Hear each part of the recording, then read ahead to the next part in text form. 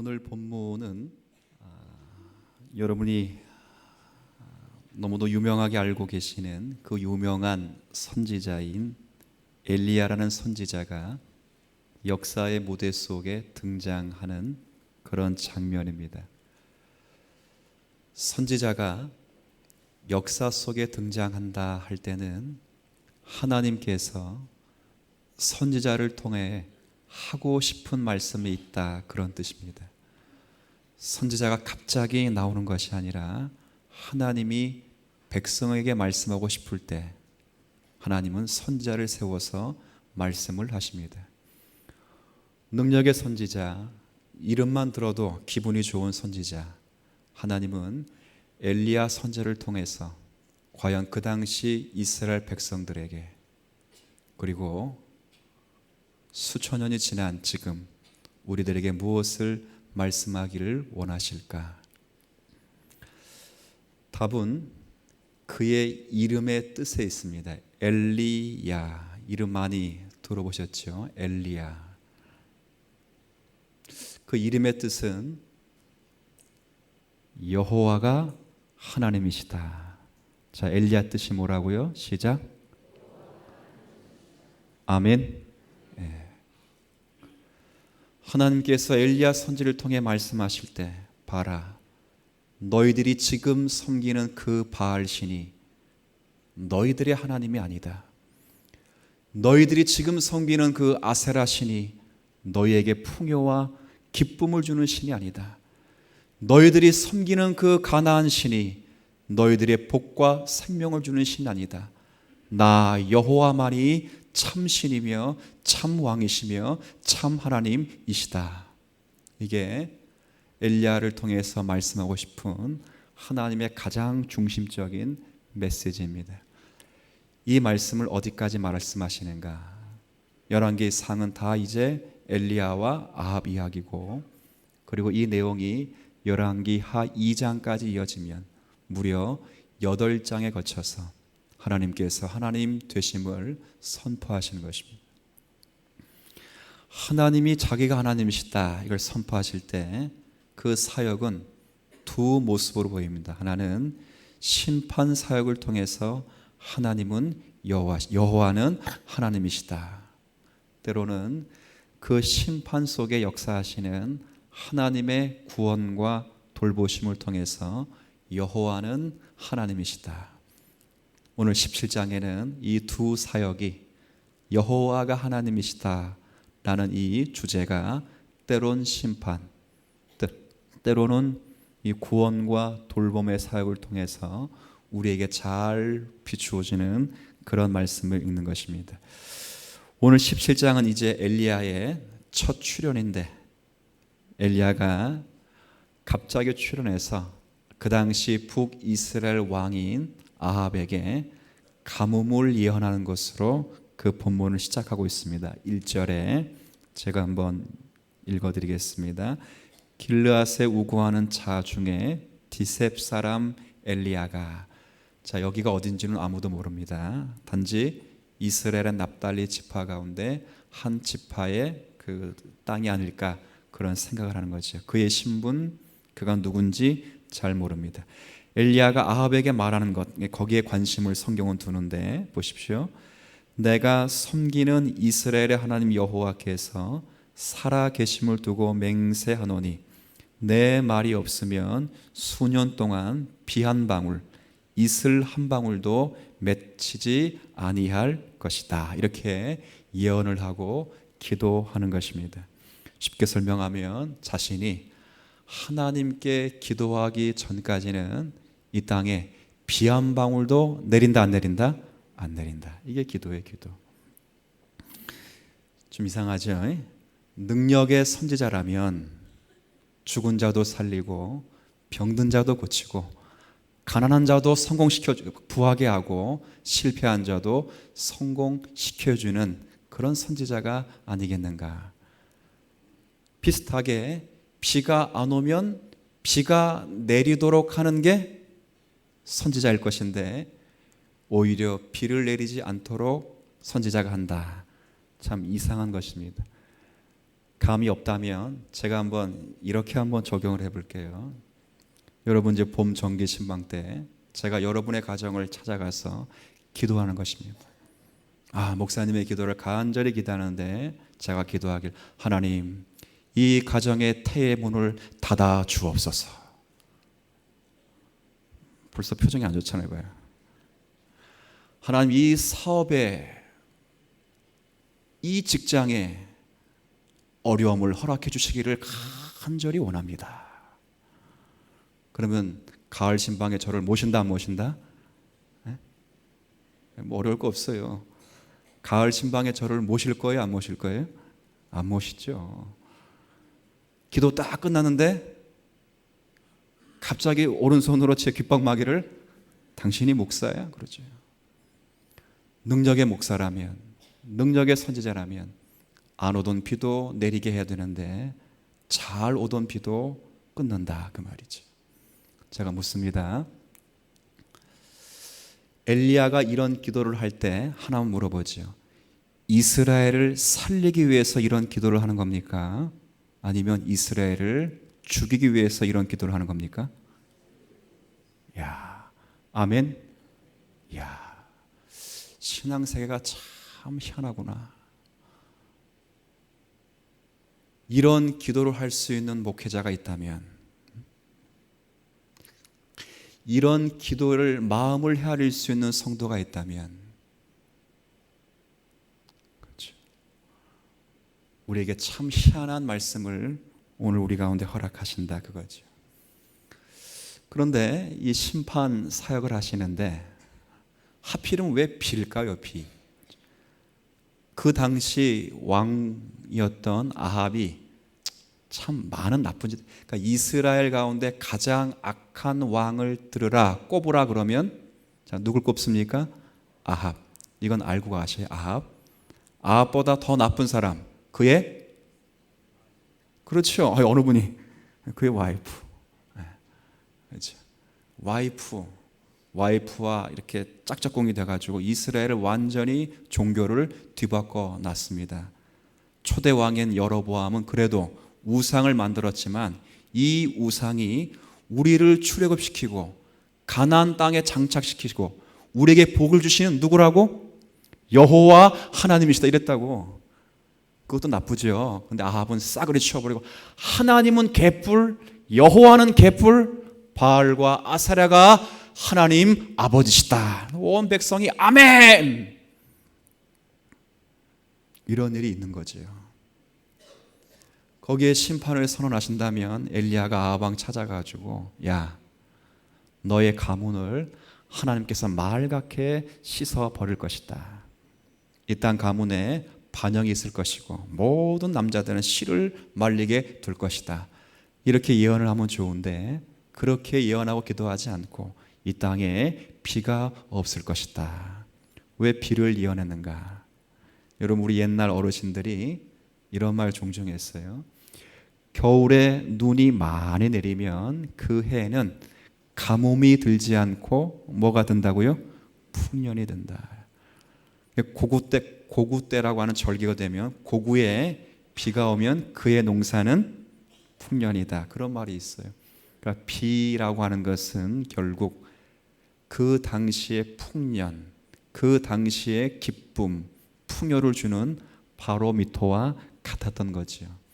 그런데 이스라엘 백성들이 바로 그 풍요와 그 비를 주는 신이 여호와 하나님이 아니시라 바알 신이라 그렇게 믿고 있을 때, 하나님은 그 땅의 비를 끊으시면서, 바알이 비를 주관하고 풍요를 주관하는 신이 아니라 나 여호와가 비를 주관하며 나 여호와가 창조물을 주관하며 너희를 주관하시는 하나님이시다. 이것을 알리시는 것입니다.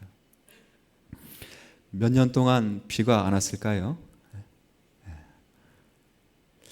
성경은 야고보서의 말씀에 의하면 3년 6개월 동안 비 한 방울, 풀잎의 이슬 한 방울조차 맺히지 않았다, 그겁니다. 자, 3년 6개월 동안 비가 안 오면 농사가 될까요, 안 될까요? 안 되죠. 뭐 뭐 다른 나라 이야기할 필요도 없고 우리 작년에 가뭄이 상당히 심했습니다. 충남 지역에는 식수까지 끊어져 가지고 그렇죠? 시에서 식수를 제공할 정도로 1년 가까이 비가 안 하는데 그렇게 한다 그 말이죠. 근데 1년이 아니라 3년 6개월까지 비가 안 오면 수많은 백성들이 먹을 것이 없어 죽음 일보 직전까지 가는 것입니다. 이스라엘만 비가 안 오는 것이 아닙니다. 9절에 8절 9절에 있는 말씀처럼 시돈이라는 지역, 특별히 사르밧이라는 지역조차도 비가 오지 않는 거죠. 여기는 이스라엘이 아닙니다. 여기가 어디냐면 이스라엘 그 위쪽 지방, 바알 종교를 가장 잘 섬기는 중심지, 그 메카, 거기가 바로 시돈이요 사르밧이죠. 많은 사람들이 아이고 그래 여호와가 이스라엘의 신이니까 이스라엘은 비가 안 올 수 있어도 여기는 바알을 섬기는 나라니까 바알이께서 비를 주실 것이다. 그런데 거기에도 비가 내린다 안 내린다? 안 내린다. 하나님은 온 땅에 이런 심판 사역을 통해서 하나님의 주권과 하나님의 살아계심을 증거하시는 것입니다. 자, 이게 심판 사역을 통해서 하나님이 누구신가, 하나님의 살아계심을 증거하는 거죠. 그런데 오늘 제가 주목한 것은 심판 사역이 있고 구원 사역이 따로 있는 것이 아니라 심판 사역과 구원 사역은 항상 함께 간다. 이해되십니까? 목사님만 이해되는 것 같아요. 뭐 그런 눈빛으로 제가 이제 앞으로도 설교 가운데 이런 부분들은 많이 그러면 이해를 시켜 드리겠습니다. 이것과 마찬가지입니다. 부모가 자녀를 때리는데 그 자녀를 때리는 그 부모의 심판에 사랑이 있습니까? 없습니까? 있죠. 자, 여러분 이제는 조금 이해가 되십니까? 심판과 구원은 별개가 아니구나. 왜 때리시는가? 구원하시기 위하여 때리시는구나. 그거죠. 자, 그럴 때 이런 심판 사역을 통해 하나님을 이 누구신가를 알리실 때 여기 17장 안에는 동시에 하나님이 자기 백성을 얼마나 극진히 사랑하시고 구원하시고 돌보시는가를 자세하게 소개시켜 주고 있습니다.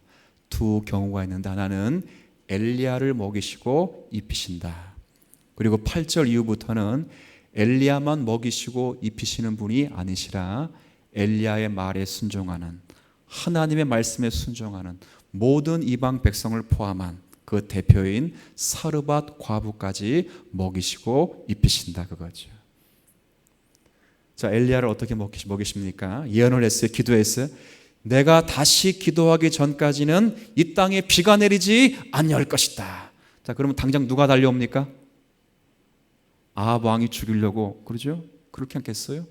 그럴 때 하나님이 그를 그릿 시내가에 꽁꽁 숨기고 거기서 물을 공개받게 하신 다음에 그를 먹이시는데 떡과 고기를 먹이세요. 성경에 보니까 아침에도 떡과 고기 먹이시고 저녁에도 떡과 고기를 먹이시는데 자, 묻습니다. 무엇을 통해 먹이신다고요? 야, 너무도 우리가 잘 아는 본문이에요. 자, 6절 한번 읽어보세요. 6절 제가 읽을게요. 자, 제가 읽습니다. 까마귀들이 아침에도 떡과 고기를 가져오고 저녁에도 떡과 고기를 가져왔더라. 여러분, 까마귀는 깨끗한 동물입니까? 부정한 동물입니까? 구약 율법 가운데 부정한 동물이. 왜 부정한 동물인가? 그럴 때 특별하게 하나님이 그렇게 나눠 놓으신 결과죠. 그러나 조금 유추해 보면 까마귀는 무슨 고기를 먹는다고요? 그렇죠. 썩은 고기, 죽은 고기를 먹는다고.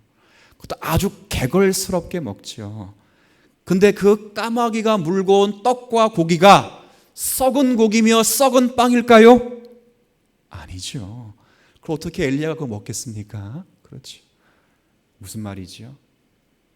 까마귀가 자기의 본성과도 어긋나는 그 행동을 하나님의 명령에 순종하여 지금 까마귀가 그 순종을 이루고 있다 그 말입니다.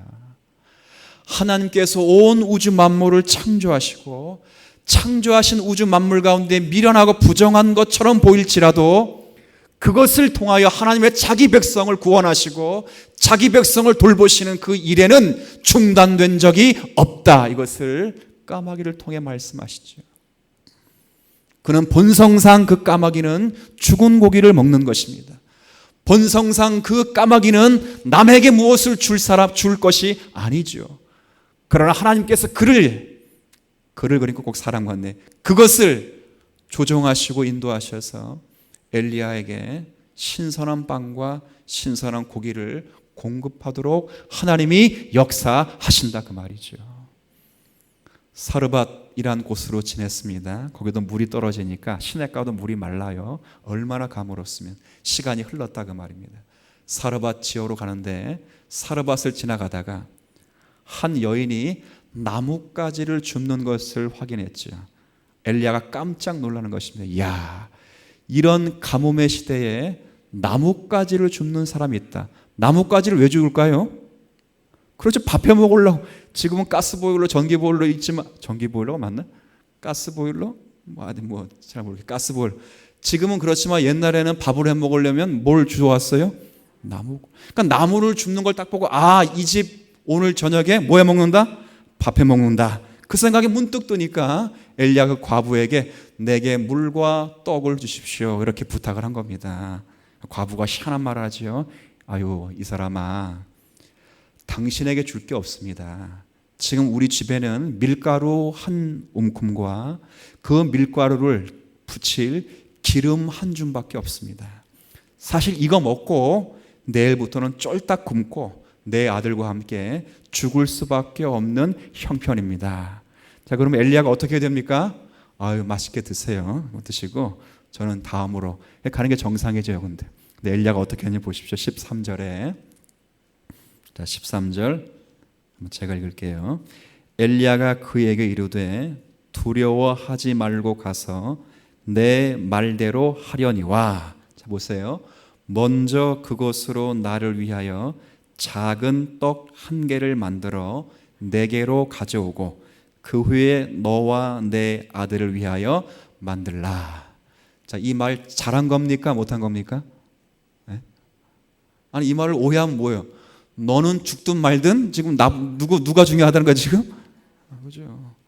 한 끼 먹고 그 다음부터는 쫄쫄 굶고 죽어야 되는데, 그건 상관없다. 내 말대로 해서 내 거부터 챙겨라. 자, 뭐가 날라옵니까? 아멘이 날라올까요? 귓방망이가 날아갈까요? 그렇죠. 그런 상황에 그런 상황.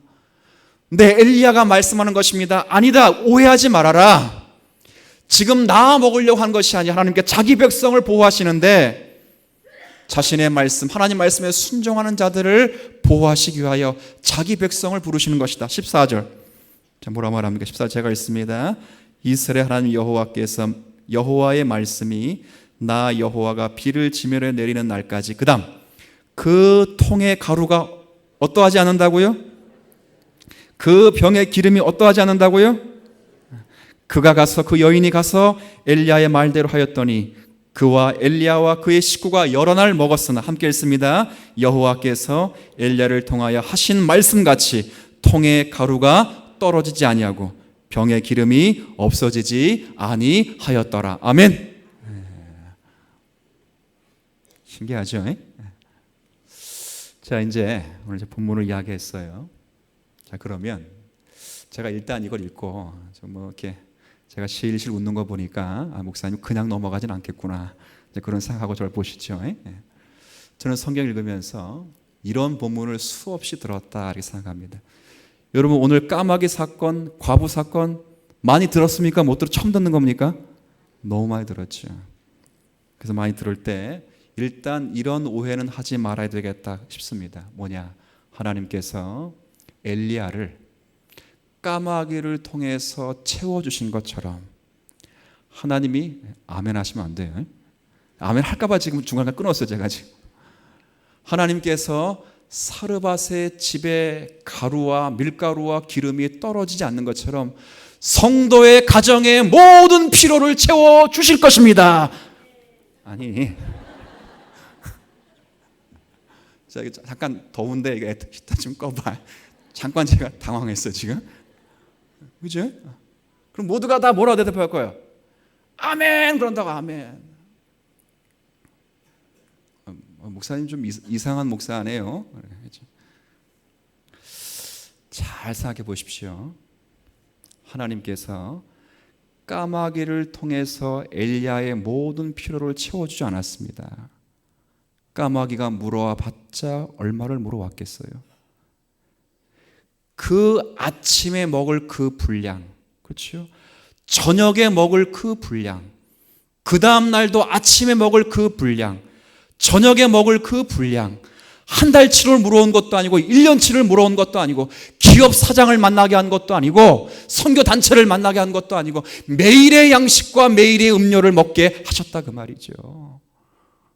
제가 이 교회 처음 부임해가지고 교회가 빚이 많잖아요. 수십억. 야, 제가 마음 한켠에는 하나님께서 당구 용어 가운데 한 큐라를 말 아세요? 마치 명언처럼 들리네 갑자기. 한 큐라. 한 큐에 그냥 해결되면 얼마나 좋을까.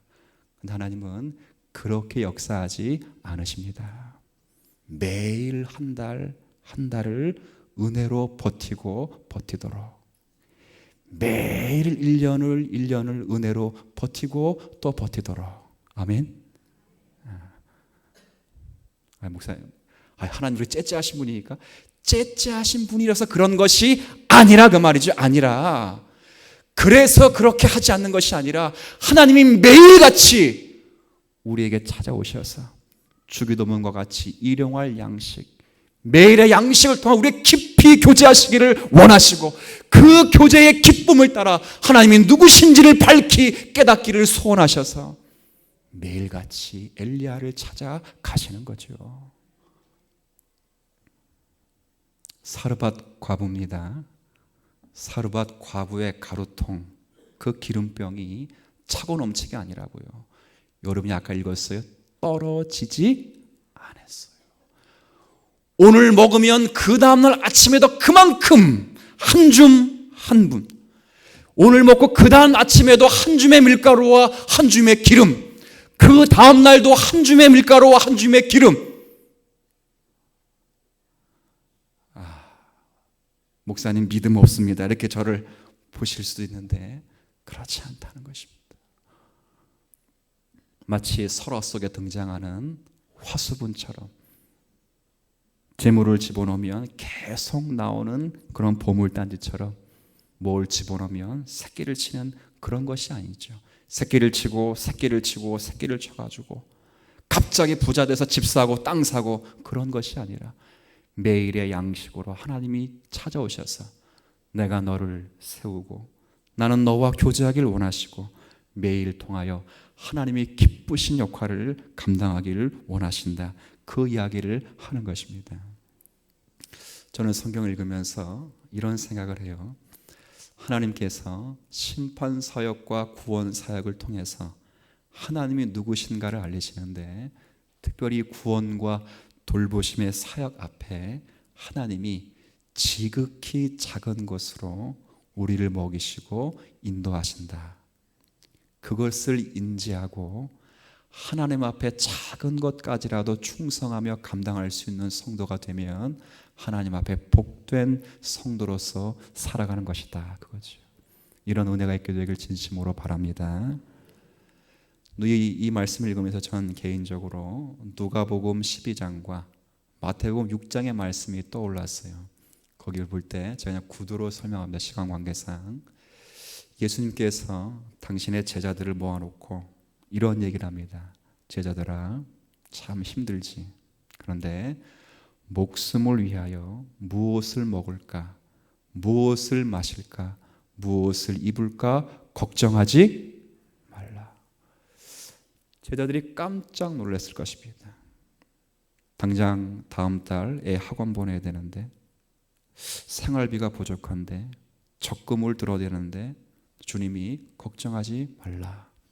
왜 걱정하지 말라는가? 창조 세계를 보여주죠. 봐라. 공중에 나는 새를 잘 봐라. 저것들이 곡식을 먹고 자라는데 그 곡식을 생산해내지 않는다. 씨를 심지도 않고 거두지도 않고 창고에 모아 들이지도 않는다. 그러나 공중의 새를 먹이시는 분이 바로 우리의 아버지이시다. 저 풀을 봐라. 들의 백합화를 봐라. 참 아름답다고 하는 그 백합화. 얼마나 꽃이 아름답습니까? 근데 이 아름다운 꽃이 그 꽃의 아름다움을 수놓기 위하여 씨를 짜지도 않고 그 씨를 조직하지도 않습니다. 그럼에도 불구하고 솔로몬이 부귀영화로 가졌던 모든 영광으로도 가히 비교할 수 없는 꽃이 바로 인간이 만들 수 없는 그것이다 그러죠. 그리고 오늘 있다가 내일 아궁이에 던져질 그 들풀을 보아라. 당장 내일이 장담될 수 없는 그것 하나님이 먹이시고 아버지가 입히시며 보존하신 것이다. 그 뭐라 말합니까? 하물며 너희일까 보냐. 믿음이 작은 자라. 그리고 뭐라 말씀하시냐면 먼저 그의 나라와 그의 의를 구하라. 그리하시면 이 모든 것을 너희에게 더하시리라. 아멘. 근데 이 말씀 잘 이해하셔야 됩니다. 하나님이 까마귀와 백합화와 들풀을 먹이시고 입히시기 때문에 하나님이 우리를 먹이시고 입히시기 때문에 먹이시기에 나는 걱정이 없다 이런 의미가 아닙니다. 걱정할 필요가 없다 이 말이 아닙니다. 봐라. 아무런 가치가 없는 저 새, 아무런 가치가 없는 저 들풀, 아무리 가치가 없는 저 야생화를 얼마나 내가 창조주로서 갖는 책임을 감당하여 거기에 대하여 창조주 노릇을 감당하고 있는 것을 너희가 보아라 그 말이죠. 그것을 보고 단순히 나를 먹이시고 입히시는 하나님 그 수준을 넘어 하나님의 경이로움과 하나님의 어떠하심 앞에 하나님을 경배하며 살 것을 이야기를 하는 거지요. 하물며 그 미물도 하나님이 깊으신 사랑과 섭리 가운데 계신다면 자기의 아들을 주어 건지신 우리에게 대한 하나님의 깊은 사랑과 돌보심과 그 계획은 오죽하겠느냐 그 말인 것입니다. 저는 성경 가운데 시편을 참 많이 읽습니다. 목사님, 기도를 좀 잘하고 싶은데 어떻게 하면 좋습니까? 그럼 답은 하나입니다. 일단 배우시고 두 번째는 시편을 많이 읽어보세요. 시편은 전체가 신앙 고백이며 기도입니다. 그 시편 가운데 제가 참 좋아하는 시편 몇 편이 있는데 그 가운데 139편 다윗의 시를 참 좋아합니다. 거기 보면 그런 편이 있습니다. 하나님께서 주께서 내가 앉고 일어섬을 아시며 참 저는 그 다음 멀리서도 내 생각을 밝히 아시오며 자 두렵습니까? 기쁩니까? 두려워요? 저도 처음에 그랬다고. 근데 그 다음 내 모든 길을 다 아시며 살피시며 그 다음 제가 여기서 놀랐어요. 아니 뭐에 놀라는가? 나의 눕는 것을 살피시는도다. 목사님 그게 뭐요? 저 이거 수없이 암송했던 말씀이거든요. 근데 제가 이걸 언제 피부적으로 깨닫고 가슴을 치며 눈물을 흘렸는가? 제가 딸을 낳고 아들을 낳고 아들 때 그렇다는 게 아니라 자녀를 낳으면서 그 자녀의 잠자리를 봐주고 이불을 깔고 베개를 댄 다음에 그 아이를 눕히고 그 위에 이불을 덮어주면서 그 부모의 마음 자는 것까지 눕는 것까지 살피시는 하나님, 그게 바로 저와 여러분을 살피시는 하나님 아버지의 돌보심이 아니겠는가 그 말이죠. 이게 우리가 살아가는 자리인 것입니다. 하나님이 지금 우리를 붙잡고 계십니다. 디모데후서의 말씀 보면 사도 바울이 얼마나 외로웠는지 나와 함께한 모든 사람이 다 떠났다 그랬습니다. 이때는 사도 바울이 두 번째 감옥에 갇히게 되고 이 감옥에 갇히면 사도 바울은 순교를 당하게 됩니다. 이쯤 되니까 사도 바울이 감옥에 갇히니까 그를 따랐던 모든 사람이 다 가는 것입니다. 한 사람은 희망이 없다, 세상을 따라가고, 어떤 사람은 복음은 버리지 않았지만 사도 바울과 함께하면 죽기를 거부하고 죽게 되니까 도망을 간 것입니다. 그때 사도 바울이 너무 외로워서 디모데후서에 이렇게 고백합니다. 나와 함께한 모든 자들이 다 떠나가고 하나도 없다 그래요. 다 나를 버렸다. 그러나 누가 나를 버리지 않는다고요?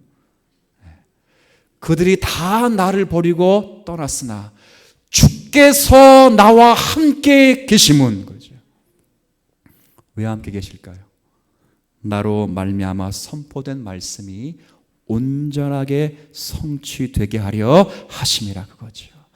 나를 잘 먹고 잘 살게 하기 위하여, 내 필요를 채워주시기 위하여 내 곁에 계신 것이 아니라 나로 하여금 하나님이 누구신가를 똑똑히 보여 가시기 위하여 하나님 우리 곁에 계셔서 우리와 함께 계시고 우리를 지키신다.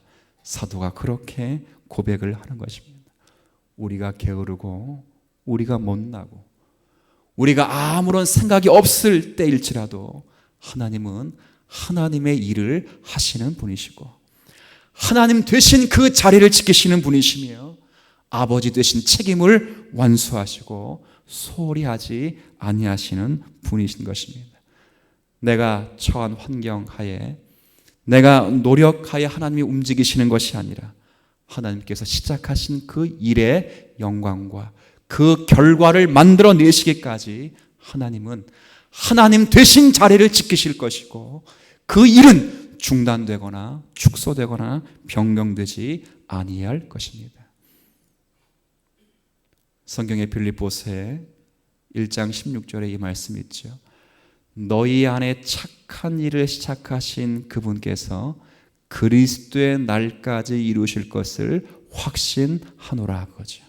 이 확신이 우리 가운데 있게 되기를 진심으로 바라는 것입니다.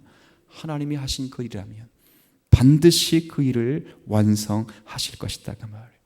이 확신 속에서 오늘 이 말씀을 받은 성도들이 인생의 중요한 목표가 삶을 연장하거나 삶의 필요를 채우는 것이 아니라 어떻게 사는 것이 하나님의 목적과 뜻에 합당한 것인가, 하나님이 과연 내게 무엇을 요구하시는 것인가, 그것을 아는 성도가 되면 좋겠다, 그런 생각을 하는 것입니다. 제가 일전에 한 성도의 가정과 식사를 했어요. 애들 다 나오고 식사를 함께 하게 되는데 그 부모에게 제가 물었습니다. 여러분들은 어떤 부모가 되고 싶습니까? 이렇게 물으니까 그 아버지가 입에서 이런 말이 나와요. 저는 부모들에게 직업이 아닌 비전을 심어주는 부모가 되고 싶습니다. 감동 아니에요? 요즘 전부가 다 사람들에게 일을 심어준다고. 어느 한 TV 프로그램에서 고등학교를 찾아가가지고 장래의 꿈이 무엇이냐, 비전이 무엇인가 다 물어봤어요. 근데 아이들이 뭐라 대답할게요? 나의 꿈과 비전은 의사가 되는 일입니다. 나의 꿈과 비전은 정치인, 변호사가 되는 일입니다. 나의 꿈과 비전은 대통령이 되는 것입니다. 제가 묻습니다. 그것이 꿈이요 비전입니까? 아니면 그것이 직장이고 일입니까? 꿈과 비전은 그것이 아닙니다. 의사가 돼서 어떤 의사가 될 것인가가 비전이 될 것이고, 변호사가 되어서 어떤 변호사가 될 것인가를 심어주는 것이 비전이지요. 직업을 선택하는 것이 비전이 아니라 그 직업을 가지고 하나님이 내게 무엇을 요구하시는가, 하나님이 기뻐하시는 뜻과 목적이 무엇인가를 확인하며 세워갈 수 있는 성도가 된다면 그 성도는 복되고 아름다운 성도의 삶을 살아가게 되는 것입니다. 오늘 이 심판 속에서도 자기 백성을 구원하시는데 매일의 생활과 매일의 삶을 통하여 하나님이 교제하기를 기뻐하시는 주님인 줄 아시고, 저는 여러분에게 축복하기를 반복되는 매일의 삶과 반복되어 먹는 매일의 양식 속에서 하나님의 통치와 주권을 인정하며 체험하는 성도들이 되시기를 기대하는 것입니다. 너무 큰 것 바라지 마십시오. 하나님은 우리와 세밀하게 마음을 나누고 계시기를 원하십니다. 그것 없이는 어떠한 것도 한 큐에 우리의 인생이 뒤바뀌는 것이 없고, 이 교회의 운명이 한 큐에 바뀌는 것도 없습니다.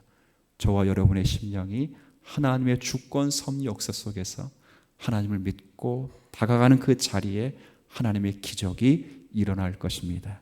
이 은혜가 우리 모두 가운데 함께 하시기를 진심으로 기원합니다. 하나님 아버지, 여호와께서 하나님이시다를 알리시는 그 자리에는 심판과 구원의 사역이 함께 공존하고 있습니다. 이 땅을 살아가는 삶의 자리자리마다 때론 어렵고 힘든 그 자리, 때론 기쁨과 감사의 모든 자리는 하나님이 누구신가를 알리시는 하나님의 섭리의 손길임을 우리 모두가 의심하지 않으며 믿으며 사는 성도들이 되게 하여 주옵시고, 그 자리자리마다 우리와 깊이 교제하시는 하나님의 은혜를 경험하며 사는 성도들이 되게 하여 주옵소서. 그래 우리의 삶이 삶의 필요와 삶을 연장하는 것으로 급급해하지 않게 하시고, 하나님의 뜻과 목적이 무엇인지, 우리에게 무엇을 요구하시는지를 가슴 깊이 깨닫게 하시고, 그것을 위하여 기도하며 말씀에 집중하며 그 일로 인하여 하나님께 나아가 주님의 뜻을 세워가는 성도들 되도록 은혜를 더하여 주옵소서. 감사드리며 예수님의 이름으로 기도 올리옵나이다. 아멘.